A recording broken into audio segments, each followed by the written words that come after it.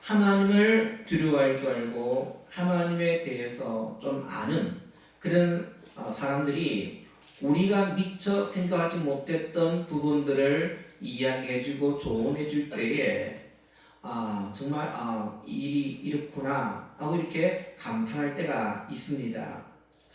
지금은 모세와 이도의 만남이 당시 그러한 관계인 것 같습니다. 우리가 지난 시간에 모세와 이드로가 만나게 되었습니다. 지금 모세는 어느 누구에서 위로를 받아야 될 입장이에요. 백성들은 늘 없는 것 가지고 원망, 불평, 투정을 부립니다. 그것도 한두 명이 아니라 수많은 수백만 되는 백성들이 아우성치죠. 근데 모세는 그 일을 혼자서 감당합니다. 지금 우리가 오늘 심리학에서는 번아웃 되어 있습니다. 완전히 기진맥진, 소진되었습니다. 그런 가운데 이들을 만남을 통해서 하나님께서 이들을 통해서 놀라운 위로와 축복을 해 주시게 되는 겁니다. 그리고 오늘은 이드로가 모세에게 실질적인 조언을 하게 되는 겁니다. 지금 문제는 뭡니까? 모세와 이스라엘 공동체는 늘 자신들이 겪고 있는 이 어려움이 그다지 큰 어려움이라고 느끼지를 못한 것 같습니다. 왜냐니까 백성들의 문제를 모세가 가져옵니다. 그럼 모세는 또한 지도자로서 우두머리로서 이 백성들의 문제를 해결해 줘야 합니다. 그리고 들어주고 경청해주고 그리고 그 문제에 대한 해답을 제시를 해줘야 합니다. 근데 처음 한두 명 정도는 괜찮아요.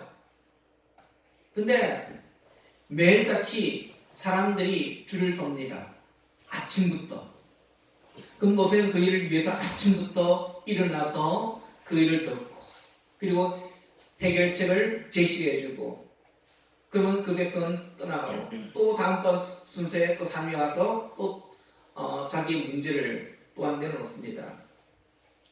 문제는 뭡니까? 쉬운 일, 혼자 해결할 수 있는 문제에 이르기까지도 다 가져 나온다는 겁니다.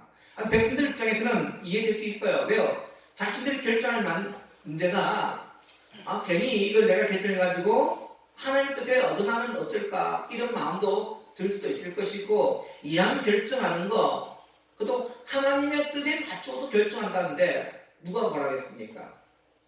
또한 모세의 입장에서도 지금까지 백성들이 그렇게 문제를 가지고 자신에게 나온다는 것 자체는 뭡니까?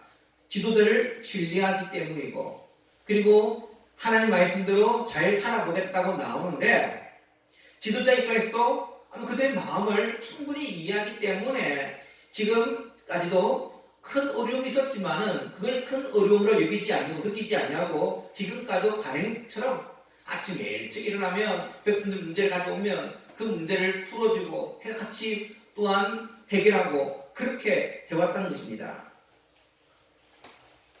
근데 이 일이 결국은 모세를 번아웃 만들게 되는 그런 계기가 되어집니다. 처음에 두 건 정도는 괜찮아요. 근데 사건이 많아지고 찾아오는 사람들이 많아지니까 이제 보통 어려운 문제가 아닙니다. 백성은 아침 일찍부터 분쟁거리를 가지고 모세 앞에 찾아옵니다. 하루 종일 모세도 그 일에 지금 매달려 있어야 되는 거죠. 이렇게 생각합시다. 우리나라 한국 사람들은 특징이 있습니다. 그게 뭐냐면 빨리빨리 문화가 있어요. 빨리빨리 문화. 제가 한 번씩 유튜브에 보면 외국인들 반응을 동영상이 있어요. 외국인들의 반응. 이게 뭐냐면 외국인들이 우리나라 와가지고 한국 사람들의 이런 것이 자기들은 하지 못하는데 그런 반응을 적어놓은 있는데 하나 예를 들어볼게요. 우리는 은행에 가면은 은행 업무가 어떻습니까? 되게 우리가 줄을 서더라도 번호표를 뽑더라도 20분 이내면 다 끝납니다. 안 그래요? 돈을 찾는 문제 아니면 뭐 통장을 계산하는 문제가 좀 시간이 많이 걸리죠. 뭐 적는 것도 있고 도장도 찍어야 되고 그런 게 많거든요. 그래도 우리는 대개 업무란 것이 20분 안에 다 끝납니다. 근데 외국 사람들이 우리나라에 와가지고 통장을 개설하는데 이렇게 빨리 개설했다더니 너무 놀랐다는 거예요. 외국 사람들은 통장 한번 개설하면 맨날 며칠이 걸린답니다.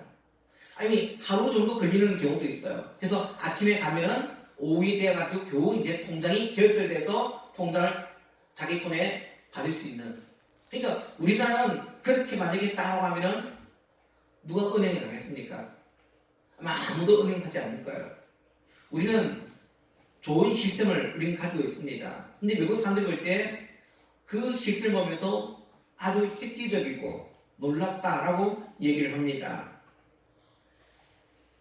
만약에 우리나라 사람들고 어떤 문제를 가지고 줄 서가지고 30분, 1시간, 2시간 그래서 난 뒤에 문제를 해결받아라 라고 한다면 아마 그 자리에 줄을 설 만한 사람들은 아무도 없을 것입니다.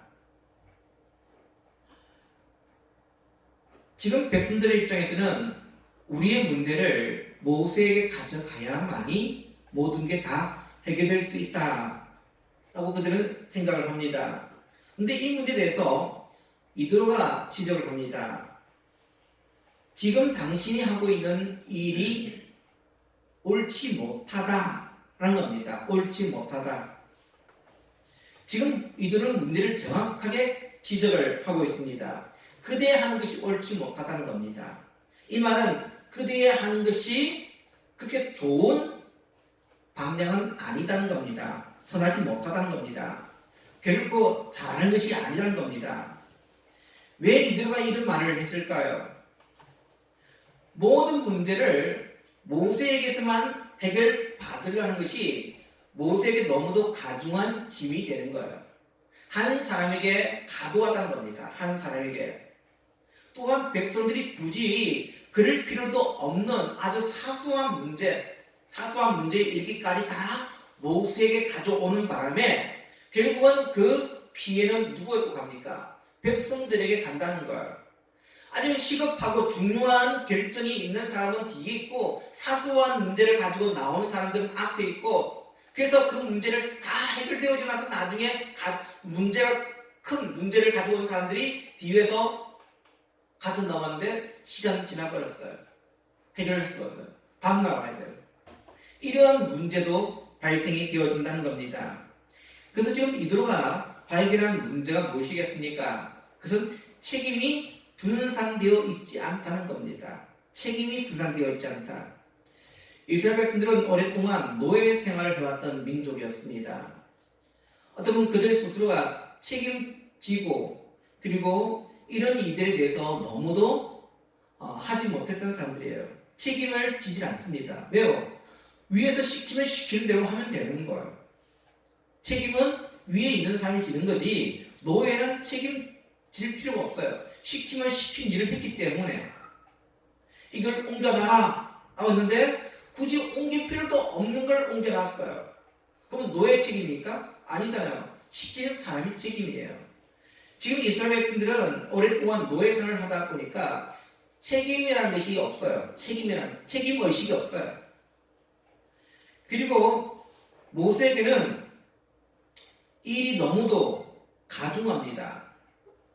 결국은 모세도 힘들고 백성들도 힘들어지게 되는 겁니다. 그런데 오늘 이 문제를 누가 지적하고 있습니까? 외부에서 온 이드로가 지적을 하고 있습니다. 외부에서 온 이드로가. 이드로는 하나님을 섬기는 백성입니까? 아니었어요. 하나님을 잘 모르는 사람이었습니다. 그럼에 불구하고 오늘 그들이 가지고 있는 이 공동체의 시스템에 대해서 오늘 지적을 하고 있는 거예요. 옳지 못하다는 겁니다. 선하지 못하다는 거예요. 더 좋은 방법이 있는데 왜 이렇게 어려움을 서로가 감수하면서 이렇게 굳이 하고 있느냐 이 얘기예요. 오늘 반드시 외부에서 온 사람이 문제를 정확하게 보는 것은 아닙니다. 더욱이 세상적인 사고방식을 가진 사람이 기업을 경영하듯이 교회를 운영하려고 하면 교회는 결국은 생명력을 잃고 말겠죠. 그렇지만 오늘 교회 안에 잠재되어 있는 많은 문제들을 우리 교회 안에 있는 공동체의 우리 성도끼리는 잘 그걸 파악 못합니다. 이스라엘 백성들이 늘 그렇게 해왔기 때문에 별로 어려움, 좀 힘듦이 있어요. 그렇지만 그걸 그렇게 큰 어려움이라고 느끼지를 못하고 있었던 거예요. 그와 마찬가지로 오늘 교회도 그렇습니다. 서로가 조금 시스템 속에서 좀 고쳐야 될, 개선돼야 될 그런 부분이 있지만은 그냥 늘 우리가 가져왔던 전통이란 그 개념을 가지고 이야기를 하다 보면 이게 잘 고쳐지지가 않는 겁니다. 세워진 지 오래된 교회일수록 좀 고치기가 힘들어요.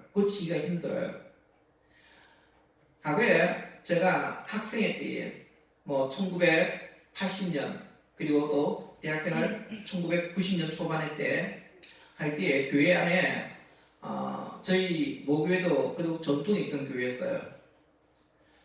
제가 학생회 때에 30년 넘었던 교회였거든요. 그때가 1980년대였는데 그런 교회였기 때문에 좀 고치기가 힘들었어요. 심지어는 전도사님이 엄역을 하시는 전도사님이었어요. 이분이 이제 자신과 함께 활동했던 이 밴드를 기타 치고 드럼 치고 베이스 치고 이런 분들을 교회에 등록을 시킨 거예요. 어떤 사람은 교회를 안 다녔던 사람도 있었거든요. 근데 이 사람이 교회를 다니게 대학 들어오고 그리고 또 어떤 분은 또 믿음이 있던 분도 있었고 그래서 전사님이 이분들 다 교회를 들어갔어요. 교회를 들어가가지고 이제 교회에서 밴드를 한 거예요. 근데 다른 분은 다 용감이 되는데 딱 한 가지가 용감이 안 됐어요. 뭐겠습니까? 드럼이었습니다. 드럼은 도저히 어르신들이 볼 때에 이건 안 된다. 이건 악기가 아니다. 이거는 카바레나 가서 하는 거지 이건 악기가 아니다 라고 할 정도였어요. 그래서 결국은 반대 때문에 드럼을 사용하지 못하고 베이스 기타 그리고 키보드 그리고 기타 일반 기타 이렇게만 세 가지만 사용했거든요. 드럼을 사용하지 못했어요. 요즘에 그런 게 있으면 아마 고리타분하다라고 얘기할 겁니다. 근데 그 당시에는 그게 전통이라 생각했고 쉽게 고쳐지지가 않는 겁니다. 오늘 우리가 이런 조그만 예를 들었지만은 교회 안에 많은 시스템 속에서 고쳐져야 되고 그리고 현대적으로 바뀌어야 될 부분들이 많습니다. 진리와 상관없이 바뀌어야 될 부분들이 많이 있다는 겁니다. 근데 교회 안에 속해 있는 사람들은 그걸 잘 느끼지를 못합니다. 그래서 어떤 경우에는 친한 목사님과 친한 분이 그런 분들이 교회 갔을 때 이런 부분을 좀 고쳤으면 좋겠다 라고 지적해 주는 게 있어요. 조언해 주는 게 있어요. 그걸 들어보면 상당히 맞거든요. 그러면 교회가 이것이 진리와 대치되거나 뭔가 다르다라고 하면 고칠 수 없지만은 그러나 우리가 교회가 더 좋은 방향으로 가기 위해서는 우리가 그 조언을 듣고 개선할 필요도 있다는 사실이죠. 어쩌면 이것은 지극히 상식적인 거예요. 상식적인 거. 지금 이드로가 모세에게 조언한 것은 어떤 성경을 깊이 연구해가지고 나온 결과가 아니었습니다. 어쩌면 이것은 가장 상식적인 수준에서 얘기를 하고 있는 거예요. 상식적 수준. 근데 오늘 상식적으로 생각할 때도 그렇잖아요. 지금 문제를 해결할 수 있는 사람은 한 명이고 문제는 수백만 사람들이 가지고 나옵니다. 그러면 이게 상식적으로 잘 해결되겠습니까? 상식적으로 이게 맞지를 않는 거예요. 상식적으로. 근데 지금까지 모세와 이스라엘 백성들은 그걸 잘 깨우치를 못하고 있었습니다. 의식을 하지 못했다는 겁니다. 당연히 우리가 해야 될 일인 줄 알았어요. 당연히 우리가 하나님의 법도를 지키기 위해서 당연히 이런 어려움쯤은 이런 좀 수고는 좀 우리가 감내해야 되지 않겠냐. 이렇게 생각한 거예요. 생각한 거예요. 그렇다고 우리가 누가 잘못되었다는 말을 할 수는 없습니다. 일반 상식과 하나님의 뜻 사이에는 어떤 관계가 숨겨져 있을까요? 이것이 서로 정면으로 부딪힐까요? 아니면 서로가 상호 보완 관계에 있을까요? 상식은 완전한 것은 아니지만은 그러나 하나님의 뜻을 분별하는 아주 중요한 기준이 된다는 거예요. 우리가 오늘날 많은 어른들은 상식의 수준에서 보아야 합니다. 상식은 비율을 따진다면 커다란 댐과 같습니다. 그곳에 엄청난 물이 담겨져야 하고 그 다음에 또한 하나님의 말씀으로 우리가 인도받을 때에 놀라운 그러한 부분들을 우리가 경험할 수가 있는 겁니다. 다시 말하면 오늘 우리가 일반적인 것들을 상식의 수준에서 걸러내야 되는 겁니다. 걸러내야 돼요. 믿는 자들이 하나님 뜻에 순종하지 않으면 먼저 상식이 어두워집니다. 그래서 우리가 먼저 이 상식적인 것, 이 상식적인 지식을 우리가 습득을 해야 되는 거예요. 단지 이것을 하나님의 말씀만 자꾸 우리가 이쪽으로만 끌어가다 보면 상식적인 것을 많이 놓치게 된다는 겁니다. 건전한 상식은 하나님의 뜻을 분별하는데 1차적인 여가 기능을 하는 겁니다. 여가 기능이에요. 상식이 완전하다고 말을 하는 게 아니에요. 하나님의 뜻이 무엇인지를 분별함에 있어서 여가하는 거예요. 여가. 걸러내는 거예요. 그래서 이건 도저히 상식에 맞지 않다라고 한다면 이것은 하나님의 뜻인지 우리가 분별했을 때 이건 아니라는 거예요.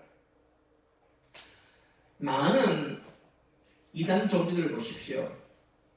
왜 이단 종교들이 사회적으로 욕을 넣습니까? 그것은 그들이 잘못된 상식을 가지고 있기 때문에. 오늘날 우리가 코로나 시대 속에서 왜 교회가 이런 상식적인 것을 자꾸 놓치니까 세상으로부터 우리가 조롱을 당하는 거 아닙니까? 왜냐니까 제가 서울에 그 정강 목사님이 그런 얘기를 했어요. 교회에 다니면 코로나에 안 걸린다고 이렇게 연설을 했던 것 같아요. 그 리치에 나와가지고 교회에 다니고 신앙생활 잘하는 사람들은 절대 코로나에 걸리지 않는다고 얘기합니다. 그런 얘기 했을 때 교회를 안 다니는 일반 사람들은 어떤 생각을 가졌을까요? 아멘이라 박수 쳤을까요? 아니에요. 그것은 상식의 수준에 떨어지기 때문에 조롱합니다. 비웃습니다. 그러면 교회에 다니는 분들 가운데 코로나에 안 걸렸습니까? 걸리거든요. 걸려요. 그렇기 때문에 우리는 이 상식이란 이 지식을 하나님 말씀을 분별하면서의 1차적인 여가 기능으로 사용해야 되는 겁니다. 성경을 연구한 학자들이 가장 어려워한 부분이 뭐냐면 잠언, 전도서, 욥기, 아하스 같은 그런 지혜서입니다. 왜냐하면 이들 내용 중에는 하나님께서 직접 하신 말씀이 아니라 생활의 지혜 아니면 자연을 관찰한 것들, 심지어 이방인의 지혜에서 인용되어 온 것들이 많이 있어요. 전도서에 보면 개미를 보고 배우라는 겁니다. 개미가 두려움도 없는데 열심히 일을 하고 질서 있게 행하는 것을 보면서 그 지혜를 배워라 라고 얘기합니다. 어떤 건 이방인의 그 문수에서 나온 것도 있습니다. 어떻게 하나님이 직접 말씀하시지 않는 이런 글들이 하나님의 말씀이 될 수 있을까? 이런 생각을 합니다. 그러나 우리가 보면은 처음 신앙은 하나님과의 언약 문제입니다. 그러나 단순히 하나님의 언약 관계로 그치는 것이 아니라 이것은 엄청난 지혜로 발전이 되어지는 거죠. 그래서 이 지혜는 세상이 가지고 있는 지혜를 능가합니다. 그리고 서로가 통하는 부분이 많이 있는 거예요. 성경이 말하는 지혜를 보십시오. 성경이 말하는 지혜가 상식의 수준을 뛰어넘는 걸 얘기하고 있습니까? 아니에요. 상식적 수준에서 얘기를 하고 있는 거예요. 그 지혜라는 것이. 그렇다면 오늘 우리가 교회 안에 있을 때 모든 문제도 그렇고 교회가 나가야 될 그 방향을 보십시오. 상식적 수준에서 우리 얘기를 해야 되는 거예요. 얘기를 해야 되는 거예요. 근데 잘못된 것들 보면은 상식적 수준에서 얘기를 하지 않는 거 아니하고 그냥 맹목적인 어떤 신비주의적인 그런 차원에서 얘기를 하는 경우들이 많이 있습니다. 신비주의. 오늘날 교회는 신비주의로 흘러가서는 안 되는 거예요. 하나님 말씀의 기초 위에서 그리고 하나님의 뜻이 무엇인지를 우리가 발견하고 또한 그 세상에서 요구하고 있는 이 상식의 수준에서 우리가 모든 것을 또한 그것을 걸러내줘야 하는 그러한 지혜의 눈들이 필요하다는 사실을 꼭 기억하시기를 간절히 바랍니다. 사랑하는 믿음의 성도들, 오늘 이드로가 지금 이 조언한 것을 보십시오.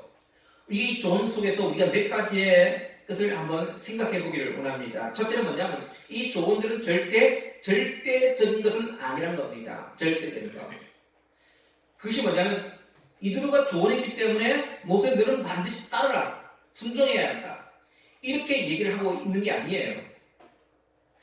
유익한 조언일 뿐 모세가 이드로의 조언을 듣고 그냥 그대로 행하지 아니어도 이것은 무관한 겁니다. 그냥 우리는 좀 수고가 있더라도 좀 우리는 좀 힘들어도 옛날 방식대로 우리는 살겠습니다. 해도 이것은 말씀에 어긋난 일은 절대로 아니에요.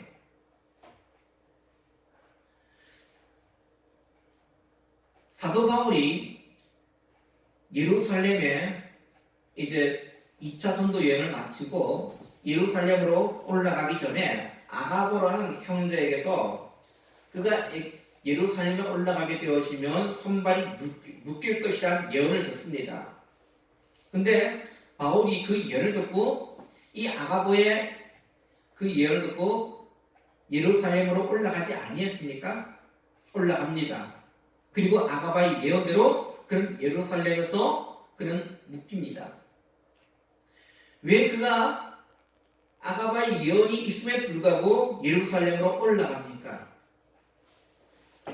아가바의 그 예언을 어떤 절대적인 권위로 여기지 아니하고 오늘 자신은 복음을 위해서 순교의 그런 마음을 다 가지고 있었기 때문에 그의 최종적인 목적지가 로마였기에 그런 로마형을 선택하기 위해서 예루살렘으로 올라갔다는 겁니다. 그래서 우리가 이런 조언들이 절대적인 것이다. 그래서 반드시 지켜야 되고 순종해야 한다. 그런 의미는 아니에요. 두 번째는 항상 큰 것과 작은 것을 구별할 수 있어야 되는 겁니다. 지금 이들은 모세에게 큰 것은 직접 처리하고 작은 것은 사람들을 세워서 그들 스스로 재판하도록 만들었습니다. 우리는 하나님의 말씀에 큰 것과 작은 것이 있다고 생각하지 않습니까? 예수님께서는 계명을 이처럼 구별하는 것을 책망하셨습니다. 지극히 작은 것이라도 행하는 자가 그리고 천국에서 크다 일컬음을 받게 될 것이다 라고 말씀했습니다. 그러나 하루하루의 일 중에는 큰 것이 있고 작은 것이 있어요. 이것을 적절하게 구별하지 않으면 우리의 생활이 너무 지나치게 경직되어질 것이고 그리고 나중에는 피곤해지게 되는 거예요. 그래서 일을 할 때도 처리할 때에 우리가 큰 것을 먼저 처리하고 나중에 가벼운 것들을 처리하게 되어지면 원활하게 우리가 일을 진행할 수가 있는 겁니다. 어떤 사람은 작은 것을 자꾸 매이다 보니까 나중에 정작 해야 될 큰 것은 하지 못할 때가 많이 있는 걸 봅니다. 그래서 중요한 것이 무엇인지를 발견할 수 있어야 돼요. 무엇이 가볍고 무엇이 무거운 일인지를 구별할 수 있는 그런 눈이 또한 필요하다는 사실을 꼭 기억하시기를 바랍니다. 세 번째는 모든 사람이 다 같지 않다는 겁니다. 신앙의 성장 수준에 따라서 적용이 달라지는 거예요. 그래서 다른 사람에게는 쉬운 것이 나에게는 어려운 것이 될 수도 있습니다. 내가 경험한 것을 다른 사람에게 절대적인 의미로 강요할 수는 없습니다. 오늘 우리의 성장 수준에 따라서 많은 차이가 있는 거죠. 그래서 오늘 조언하는 그 사람도 보면 아마 10부장, 50부장, 100부장, 1000부장 이 등의 계급을 둔 것은 아마 이런 차이를 고려해서 아마 조언을 한 것 같습니다. 신앙이 어린 자는 그 수준에서 충성해야 되는 거예요. 만약에 10부장 정도의 수준을 가진 자가 1000부장이 되어가지고 일을 맡아서 한다면 일을 똑바로 처리할 수 있겠습니까? 아니죠. 자신의 신앙의 그 믿음의 수준에 맞는 일을 감당해야 되는 겁니다. 오늘 교회도 일꾼을 세울 때 마찬가지예요. 교회마다 왜 중직자로 인해서 교회가 어려움을 당합니까? 중직자를 세울 때에 단지 그가 가지고 있는 어떤 사회적 지위 아니면 교회에 헌신하고 있는 그 헌금의 그 무게를 보고 교회에 중직자를 세워서는 절대 안 되는 거예요. 그런 교회들은 나중에 교회가 큰 어려움을 당하는 경우들을 많이 봅니다. 심지어는 자신이 교회에 중직자로서 평생을 내가 이 교회에 헌신하겠다라고 다짐만 했지만은 몇 날 며칠 못 돼가지고 몇 년 못 돼서 그 교회를 그냥 헌신짝거리듯이 도망가 버리는 그런 경우도 많이 봅니다. 그래서 목회자가 중직자를 세울 때에 그 사람의 그 재산 정도 아니면 배움의 정도 아니면 그 사람의 지위 정도를 보고 중직자 세워서는 절대 안 되는 거예요.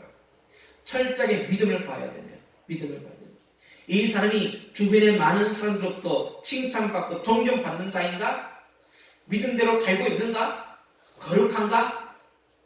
그리고 가정생활은 어떠한가? 이런 것을 종합적으로 보고 사람을 세워야 되는 겁니다. 그래야만이 교회가 큰 탈 없이 그리고 안전하게 교회가 가게 되는 겁니다. 오늘 이드로가 제안한 것은 이스라엘을 조직화하자는 겁니다. 조직하자. 그래서 21절에 너는 또 온 백성 가운데서 능력 있는 사람 곧 하나님을 두려워하며 진실하며 불의한 이익을 미워하는 자를 살펴서 백성 위에 세워 1000부장과 100부장과 50부장과 10부장을 삼아냈습니다. 이스라엘 조직이 있어야 되는 거예요. 이것은 참으로 혁명적인 조언입니다. 왜냐하면 지금까지는 지금 이스라엘 공동체를 누가 이끌어가고 있었습니까? 모세 혼자서 인도하고 있었던 거예요. 그는 모세가 모든 걸 다 할 수 있다고 말하지 않습니다. 얼마 지나지 않아서 기진이 세진해서 번아웃이 될 것이 뻔히 보입니다. 모세 혼자 모든 걸 해서는 안 되고 팔 다리가 있어야 되고 그리고 두 다리가 있어야만이 그 몸이 아름답게 정상적으로 집행하고 그리고 기능을 할 수가 있는 거죠. 그래서 적절한 사람을 뽑아야 되는데 그 조건이 뭡니까? 하나님을 두려워하는 자, 그리고 진실한 자, 더러운 이익을 미워하는 자, 이런 사람을 선택해야 한다고 얘기를 합니다. 오늘 이것이 우리가 교회를 또한 운영하면서 일꾼을 세움에 있어서의 첫 번째 그런 조건이 되어야 되는 거예요. 하나님을 두려워할 줄 알아야 합니다. 하나님을 그리고 진실해야 되고 그리고 더러운 이익을 미워할 줄 알고 그게 뭡니까? 성결해야 된다는 거예요. 성결. 오늘 이 믿음의 교회 공동체는 하나님께서 친히 세우신 공동체입니다. 그리고 교회는 지금 이들과 말한 대로 조직화가 되어 있습니다. 조직화가. 목회자가 있지만은 그냥 목회자를 보필하기 위해서 장로님이 계시고 권사님 계시고 그리고 집사님들이 계시고 그리고 이곳저곳에서 많은 분들이 헌신을 통해서 교회가 세워지고 있습니다.